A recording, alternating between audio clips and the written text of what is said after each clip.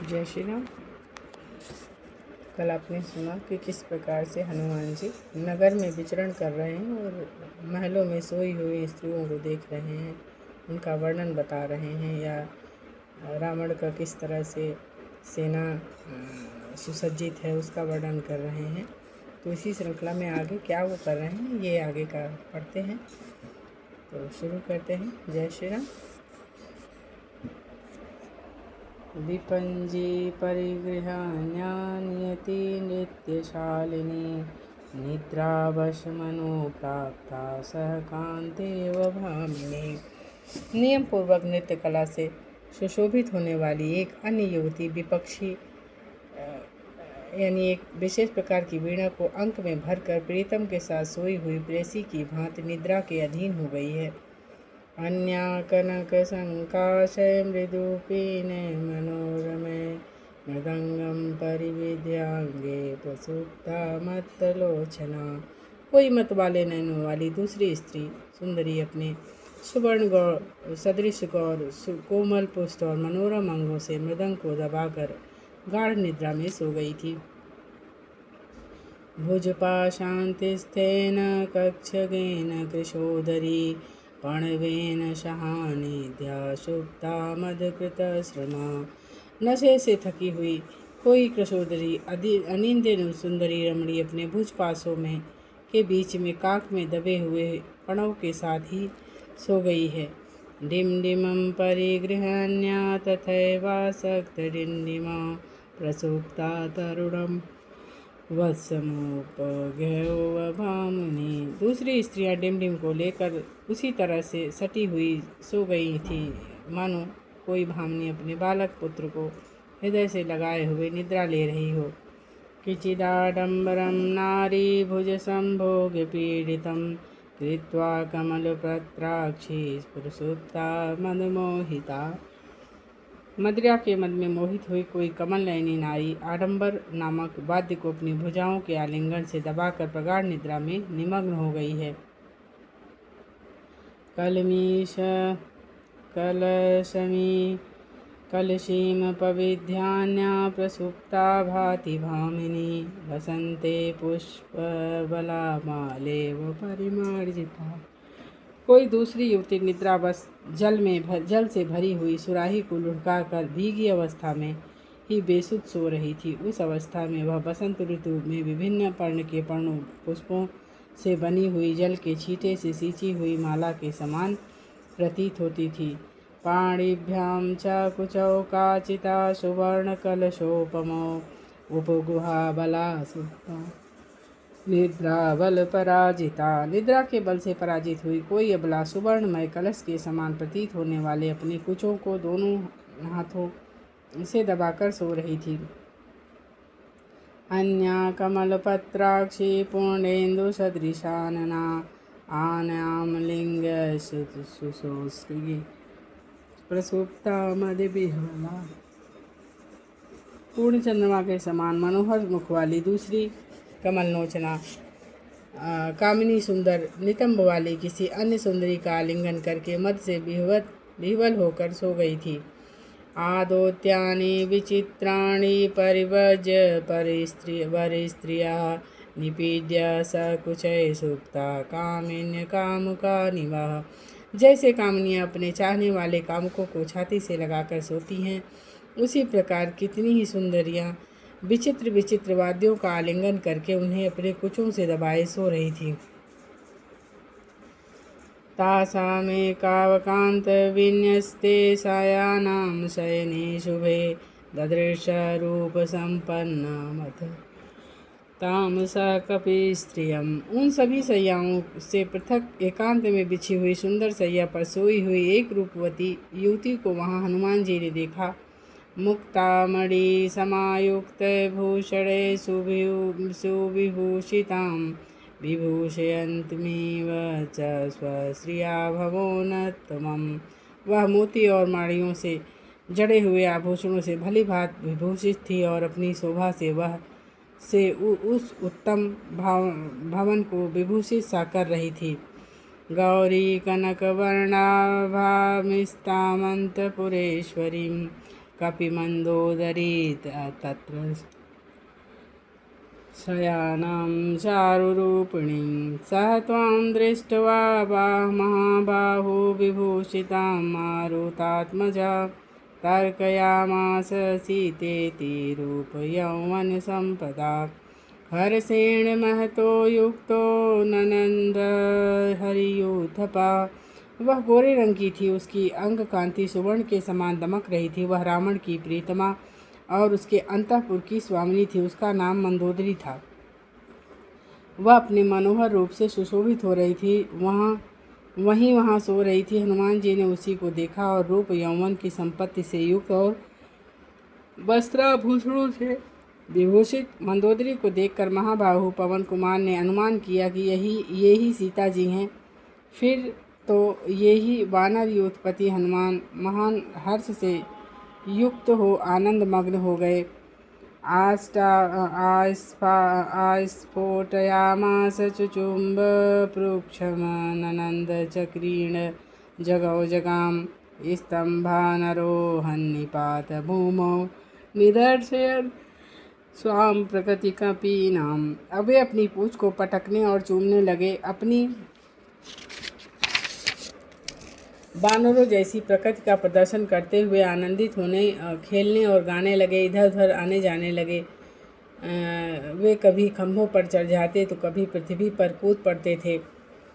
अवयुधूय च तां बुद्धि बभूवा स्थिस्तदा जगाम चापरां चिंतां सीतां प्रति महाकपि।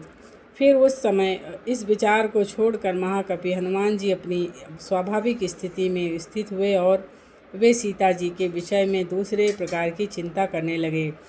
न रामेण वियुक्ता सा स्वप्तुमहर्ति भामिनी न भोक्तुं न कर्तुं न पानुपमो सेवितुं।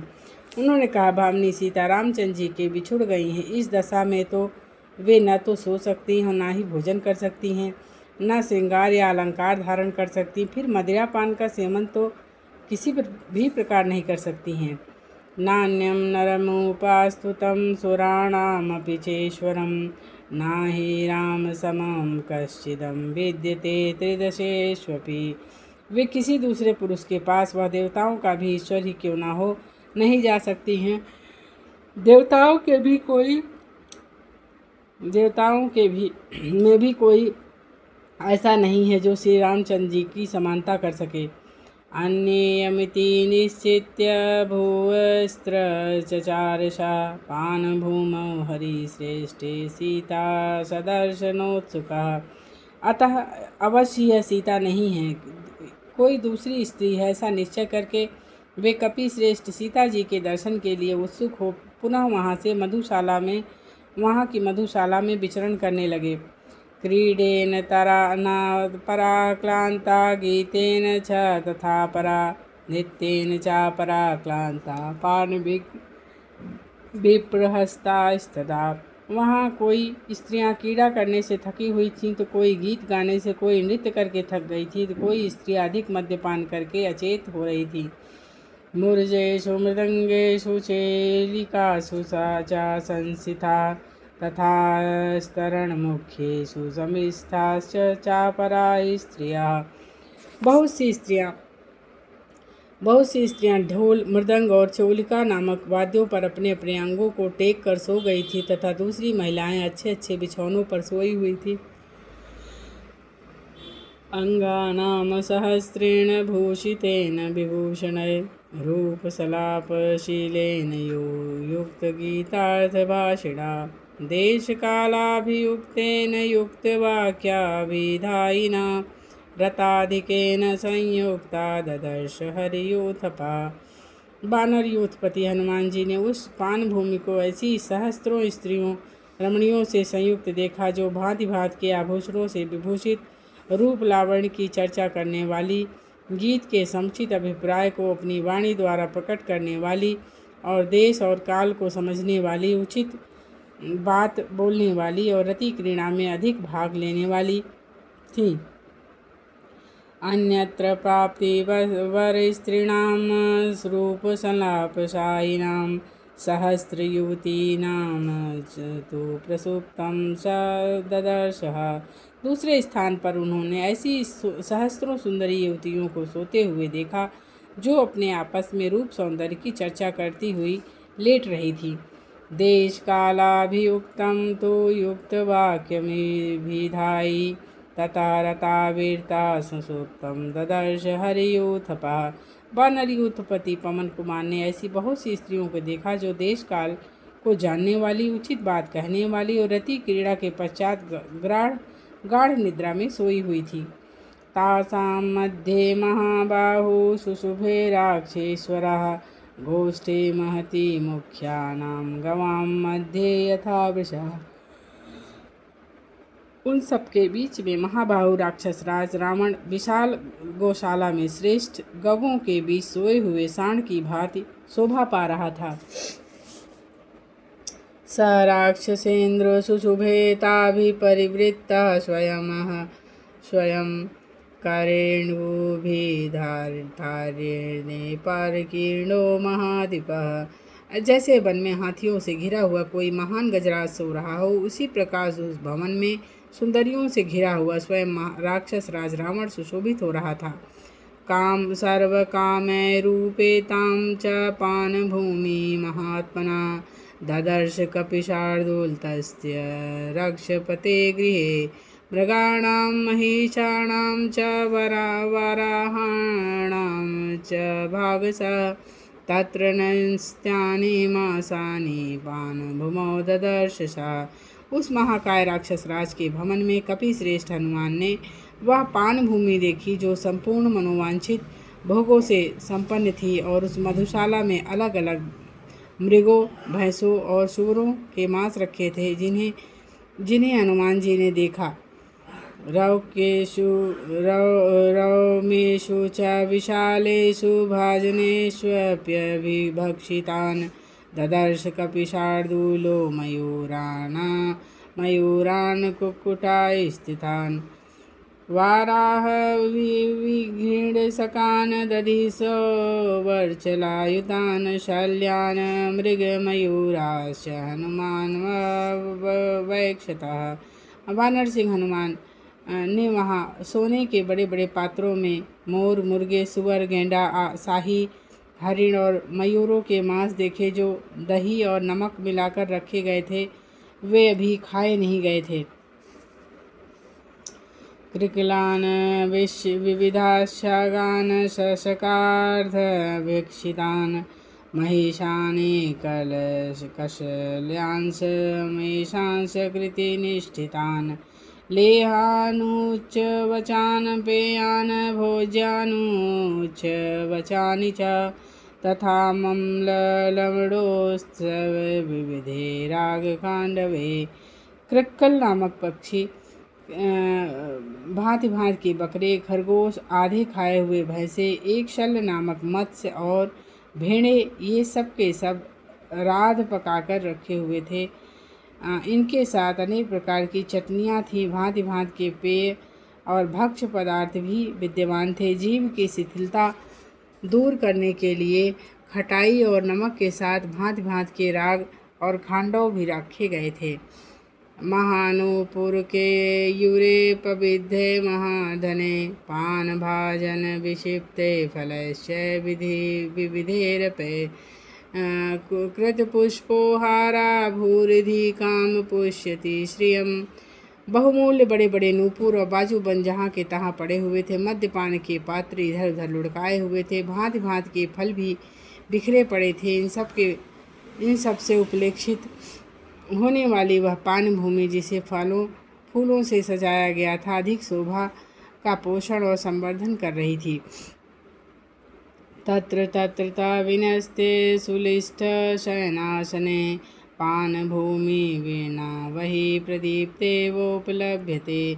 यत्र तत्र रखी हुई सुदृढ़ शैयाओं और सुंदर सिंहमय सिंहासनों से सुशोभित होने वाली वह मधुशाला ऐसी जगमगा रही थी जैसे बिना आग के जलती हुई सी दिखाई देती थी।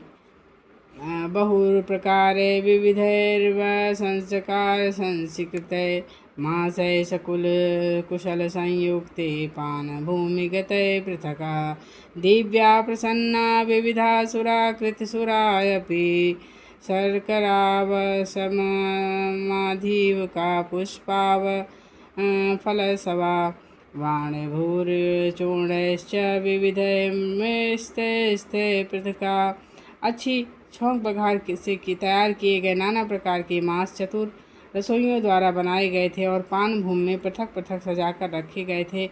उनके साथ ही स्वच्छ दिव्य सुराएं और कृत्रिम सुराएं भी वहाँ रखी गई थी, जिन्हें शर्करासव, माध्यमिक पुष्पासव, फलासव भी थे। इनको नाना प्रकार से सुगंधित चूर्णों से पृथक पृथक वासित किया गया था। संतता सुशुभे भूर्मिमालैश्च बहुसंसिते हिरण्मयैश्च कलशैश्च भार्जने स्फाटिकैरपि जाम्बूनद मायैश्चानेकर्कैर्विसरभिसंवृता। अनेक स्थानों पर रखे गए नाना प्रकार के फूलों, सुवर्णमय कलशों, स्फटिक मणि के पात्रों तथा जम्बूनद के बने हुए अन्यान कमंडलुओं से प्राप्त हुई वह पान भूमि बड़ी शोभा पा रही थी।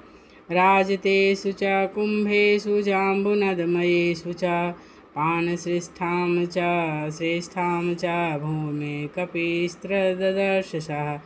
चांदी और सोने के घड़ों में जहाँ श्रेष्ठ पेय पदार्थ रखे गए, उस पान भूमि को कपिवर हनुमान जी ने वहाँ अच्छी तरह से घूम घूम कर देखा। सोऽपश्यच्छकुम्भानि शीतोमणिमयानि च तानि च पूर्णानि भजनानि महाकपि पवन कुमार ने देखा कि वहाँ मदिरा से भरे हुए सोने और मणियों के भिन्न भिन्न पात्र रखे गए हैं। क्वचिदर्थार्धमवशेषाणि क्वचिदपीतान्यशेषता क्वचिन्नैव प्रपीतानि पानानि च स ददर्शः।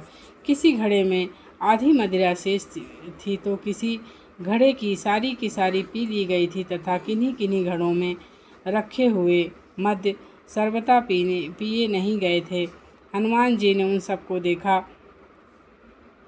क्वचिद भक्ष्यांच विविधान क्वचिद पानानि भागशः क्वचिदर्धा विशेषाणि पश्चन वैविचर्चारः। कहीं नाना प्रकार के भक्ष्य पदार्थ और कहीं पीने की वस्तुएं अलग अलग रखी गई थीं, तो कहीं उनमें से आधी सामग्री ही बची थी। उन सबको देखते हुए वे वहाँ सर्वत्र विचरने लगे। शयनायत्र नारीणां शून्यानि बहुध पुनः परस्परं समाश्लिष्य काश्चिद सुसुप्ता वरांगना। उस अंतःपुर में स्त्रियों की बहुत सी शैयाएँ सूनी पड़ी थीं। कितनी ही सुंदरियाँ एक ही जगह एक दूसरी का आलिंगन किए सो रही थीं। काचिच्च वस्त्रमन्या अपहतो अपगुहाव च उपगम्य बला सुप्ता निद्रा बल पराजिता। निद्रा के बल से पराजित हुई कोई अबला दूसरी स्त्री का वस्त्र उठाकर उसे धारण किए उसके पास जा उसी का आलिंगन करके सो गई थी। तासामुच्छ्वासवातेन वस्त्रं माल्यं च गात्रजं प्रतिनान्त्यर्थस्पन्दते चित्रं प्राप्य मंदमिवानिलम्। उनकी सांस की हवा से उनके शरीर के विचित्र प्रकार के वस्त्र और पुष्पमाला आदि वस्तुएं उसी तरह से धीरे धीरे हिल रहे थे जैसे धीमी धीमी वायु के चलने से हिला करती हैं।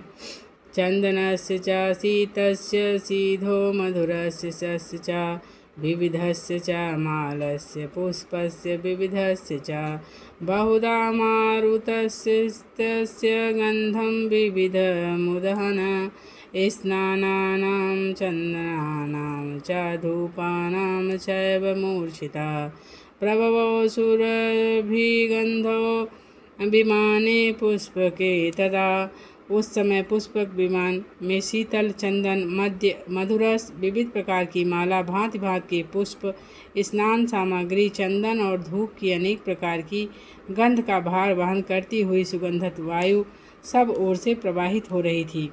श्यामावदातस्त्रतान्या काश्चित् कृष्णा वरांगना काश्चित् कांचन वर्णाग्य प्रमदा राक्षसालये। उस राक्षस राज के भवन में कोई सांवली, कोई गोरी, कोई काली और कोई सुवर्ण के समान कांति वाली सुंदर युवतियां सो रही थी। तासां निद्रावसत्वाच्च मदनेन विमूर्छितं पद्मिनीनां प्रसुप्तानां रूपमासीद यथैव हि। निद्रा के वश में होने के कारण उनका काम मोहित रूप मुदे हुए मुख वाले कमल पुष्पों के समान जान पड़ता था। एवं सर्वमेशेषेण रावणान्तःपुरः कपि ददर्श च महातेजा न ददर्श च जानकीम्। इस प्रकार महातेजस्वी कपिवर हनुमान ने रावण का सारा अंतःपुर छान डाला तो भी उन्हें वहां जनक नंदिनी सीता का दर्शन नहीं हुआ। निरीक्षणामाश्च ततस्था स्त्रिया स महाकपि जगाम महती शंका धर्म साध्व सशंकितः। उन सोती हुई स्त्रियों को देखते देखते महाकपि हनुमान धर्म के भय से शंकित हो उठे। उनके हृदय में भारी संदेह उपस्थित हो गया। परदाराविरोधस्य प्रसुप्तस्य निरीक्षणम् इदं खलु ममार्त्य धर्मलोपं करिष्यति। वे सोचने लगे कि इस तरह गाढ़ निद्रा में सोई हुई पराई स्त्री को देखना अच्छा नहीं है, यह तो मेरे धर्म का अत्यंत विनाश कर डालेगा। न हि मे परदाराणां दृष्टि विषयवर्तिनी अयं चात्र मया दृष्टः परदार परिग्रह। इस प्रकार से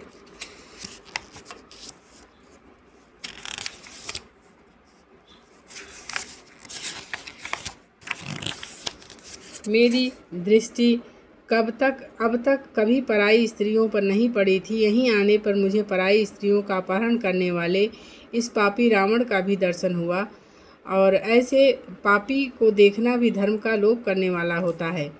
तस्य प्रादुर्भूचित्वा पुनरन्यामनस्विनः निश्चितैकान्तवितश्चित्तस्य कार्यनिश्चयदर्शिनी।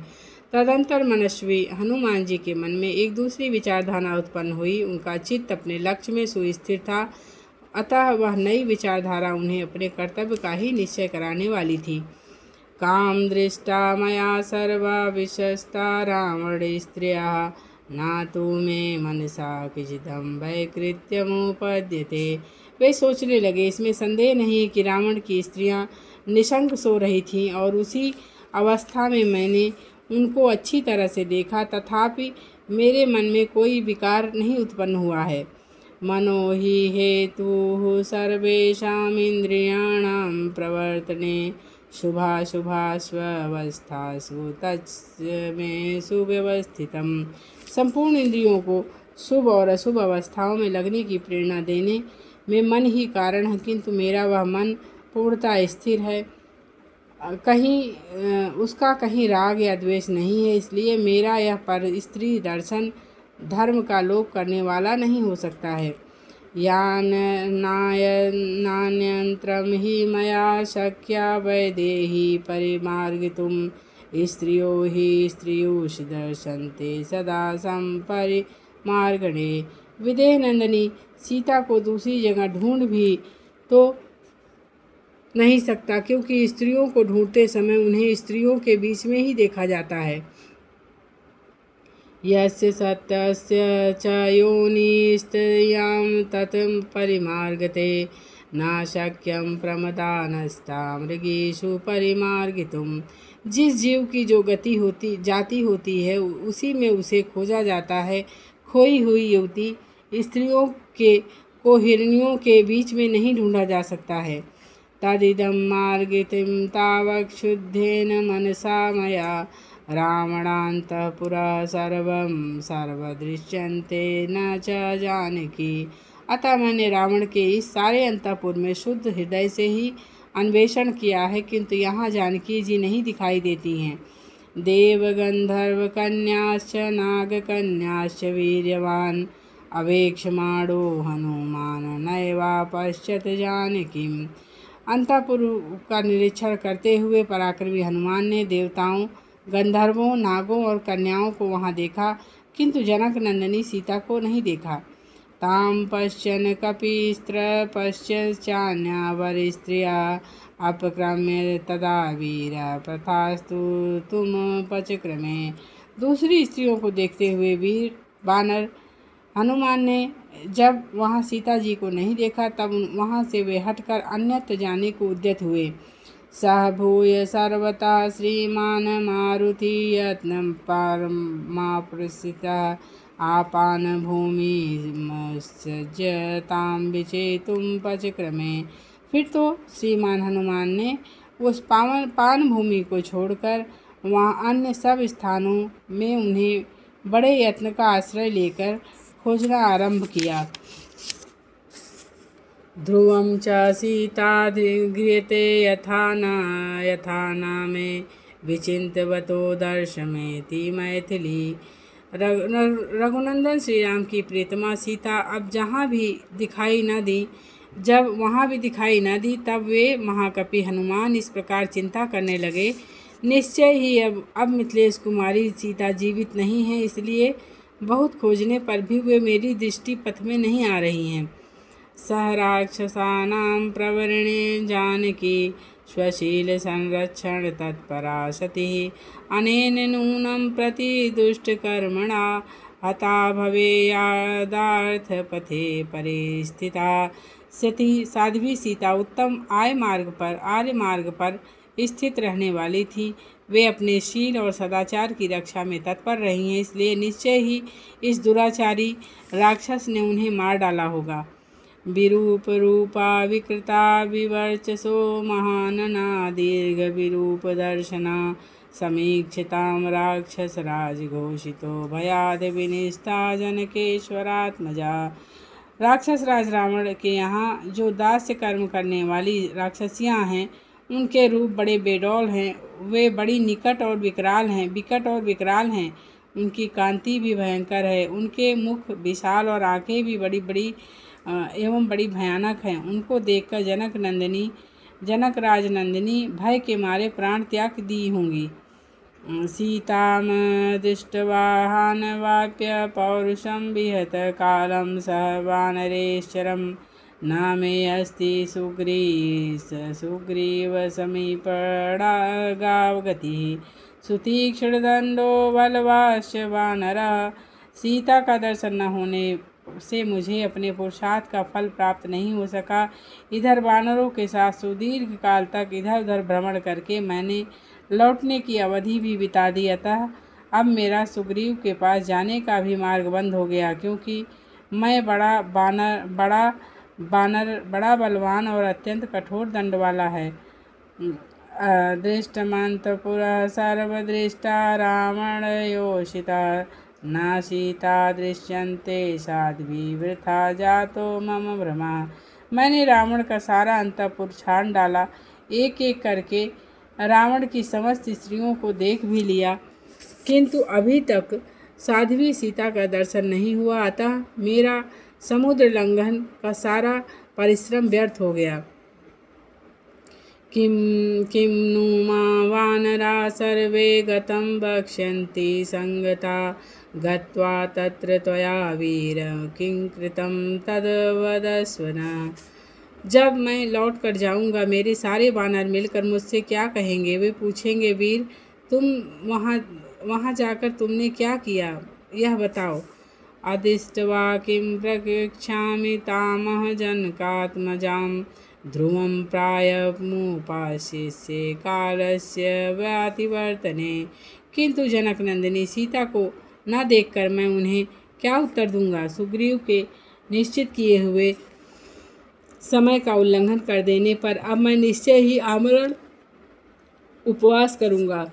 किं वा वक्ष्यन्ति बुद्धश्च जाम्बवान् अंगदश्च सा गतं पारं समुद्रस्य वानराश्च समागता।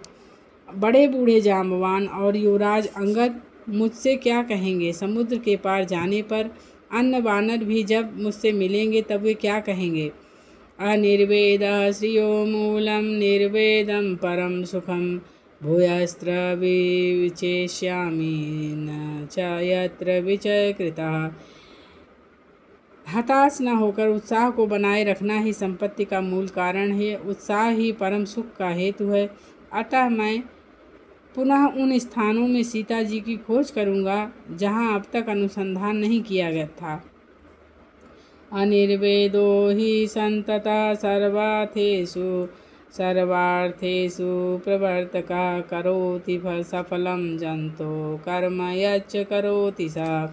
उत्साह और प्राणियों को सर्वदा एवं सब प्रकार से कर्मों में प्रवृत्त करता है, वही उन्हें वे जो कुछ करते हैं या उस कार्य में सफलता प्रदान करता है। तस्माद् निर्वेदकरं यत्नं चेष्टेहनोत्तमम् अतदिष्टाश्च विचेष्यामि देशान् रावणपालितान्। इसलिए अब मैं और भी उत्तम और उत्साहपूर्वक प्रयत्न के लिए चेष्टा करूँगा। रावण के द्वारा सुरक्षित जिन स्थानों को अब तक नहीं देखा था उनमें भी पता लगाऊंगा। अपानशाला विचेष्टास्तथा पुष्पगृहाणि च चित्रशालाश्च विचिता भूयं क्रीडागृहाणि च निष्कुण्ठान्तरथाश्च विमानानि च सर्वशः इति संचिन्त्य भूयोऽपि विचेतुमुपचक्रमे। अपानशाला, पुष्पगृह, चित्रशाला, क्रीडागृह। जय श्री राम। शेष भाग कल पढ़ेंगे।